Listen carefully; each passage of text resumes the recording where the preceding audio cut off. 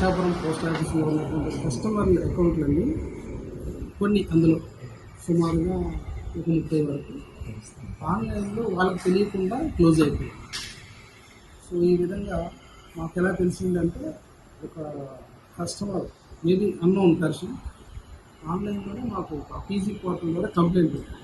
ఆ కంప్లైంట్ పెట్టిన తర్వాత దాన్ని మేము అలా ఆన్లైన్లో ఏ విధంగా క్లోజ్ అవుతాయనే ఒక విషయాన్ని శోధించి మేము ఒక ఎంక్వైరీ స్టార్ట్ చేయగా ఇలా ఇచ్చాపురం పోస్ట్ ఆఫీస్లో ఉన్నటువంటి అకౌంట్లన్నీ అందులో కొన్ని ఆన్లైన్ ద్వారా వాళ్ళకి తెలియకుండా క్లోజ్ అయిపోయాయని తెలవడం, అందులో బాధ్యులైతే ఎవరెవరైతే అందులో ఉంటారో అనేటువంటి విషయాన్ని మేము అనుమానించిన వ్యక్తులందరినీ కూడా శ్రీకాకుళం పోస్టల్ డివిజన్ ఎస్పీ గారు వాళ్ళని సస్పెండ్ చేయడం జరిగింది.